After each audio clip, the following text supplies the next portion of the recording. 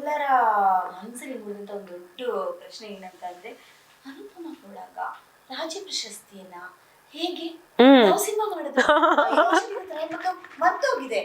ಅದು ಒಂದು ಕ್ಯಾರೆಕ್ಟರ್ ಮರ್ತೋಗಿದೆ, ಆ ಕರಾಳರಾತ್ರಿಗಳು ಮರ್ತೋಗಿದ್ದಾರೆ ಜನ. ಬಟ್ ಇವತ್ತು ಟ್ರೆಂಡಿಂಗ್ ಅಲ್ಲಿ ಇರೋದು, ಇವತ್ತು ಪ್ರೆಸೆಂಟ್ ಹಾಸ್ತ ನೋಡ್ತಾ ಇದ್ದಾರೆ. ಅಂದ್ರೆ ಹೇಗ್ ಬಂತು?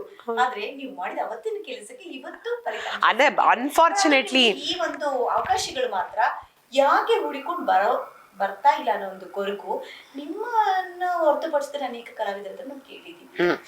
ತುಂಬಾ ನ್ಯಾಷನಲ್ ಅವಾರ್ಡ್ ಬಂದಿರುತ್ತೆ, ಸ್ಟೇಟ್ ಅವಾರ್ಡ್ ಬಂದಿರುತ್ತೆ, ಬಟ್ ಸ್ಟಿಲ್ ಅದಾದ್ಮೇಲೆ ಅದನ್ನೇ ಸ್ಟಾಪ್ ಆಗುತ್ತೆ.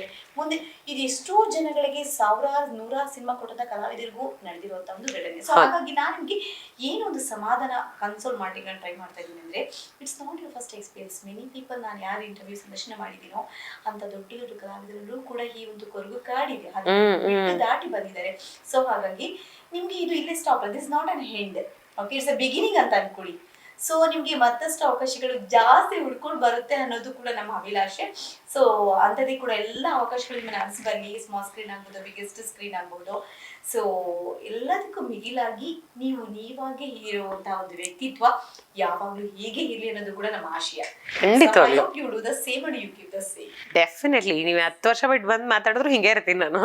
ಇನ್ನು ಬಿಗ್ ಬಾಸ್ ಅಂದಾಗ ಹನು ಬಿಗ್ ಬಾಸ್ ಸೀಸನ್ 5 ಅಲ್ಲಿ ನೆಕ್ಸ್ಟ್ ಸೀಸನ್ 9 ಹೋದಾಗ ಇಸ್ ಲಾಟ್ ಆಫ್ ಇಂಪ್ರೂವ್ಮೆಂಟ್ಸ್ ಇತ್ತು. ನೀವು ಬದಲಾವಣೆ ಮಾಡ್ಕೊಂಡು ಹೋದ್ರಿ ಅಂತ ಅವತ್ತು ದಿನ ಏನಾದ್ರು ನಾವು ಕೇಳಿದ್ರೆ is how you define that Big Boss house ಅಂತ.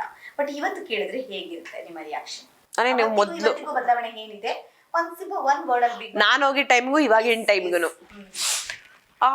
ಐ ಥಿಂಕ್ ನಂಗೆ ಸೀಸನ್ 5 ಬಗ್ಗೆ ಹೇಳ್ತೀನಿ ನಾನು. ಅಂದ್ರೆ ನಮಗೆ ಆಗ್ತಾನೆ ಟ್ರೋಲಿಂಗ್ ಎಲ್ಲ ಶುರು ಆಗಿದೆ ಸೋಷಿಯಲ್ ಮೀಡಿಯಾ. ಅವಾಗ ಇಟ್ಸ್ ಜಸ್ಟ್ ಸ್ಟಾರ್ಟೆಡ್. ಅವಾಗೆಲ್ಲ ಫೇಸ್ಬುಕ್ ಜಾಸ್ತಿ ಇತ್ತು, ಏನು ಗೊತ್ತಿರ್ಲಿಲ್ಲ ನಮ್ಗೆ. ವಿ ವೆಂಟ್ ಇನ್ನೆಸೆಂಟ್ ಆಗಿ ಒಳಗಡೆ, ಇನ್ನೆಸೆಂಟ್ ಆಗಿ ಬಿಹೇವ್ ಮಾಡಿದ್ವಿ. ಕೋಪ ಬಂದಾಗ ಮಾಡ್ಕೊಂಡ್ವಿ, ಕೋಪ ಬರ್ಲಿಲ್ಲ ಅಂದ್ರೆ ಮಾಡ್ಕೊಳ್ಳಿಲ್ಲ. ಐ ಥಿಂಕ್ ಬದುಕಿದ್ವಿ ಆ ಮನೆ ಒಳಗಡೆ. That house is a beautiful house. ನೀವು ದುಡ್ಡು ಕೊಟ್ರು ಆ ಥರದ ಮನೆ ಸಿಗಲ್ಲ. ನನಗೆ ಬಿಗ್ ಬಾಸ್ ಮನೆ ನನಗೆ ಬೇರೆ ಲೆವೆಲಲ್ಲೇ ಇದೆ ನನ್ನ ಮನಸ್ಸಲ್ಲಿ, ನನ್ನ ಜೀವನದಲ್ಲಿ ಬೇರೆ ಲೆವೆಲಲ್ಲೇ ಇಟ್ಟಿದ್ದೀನಿ ನಾನು.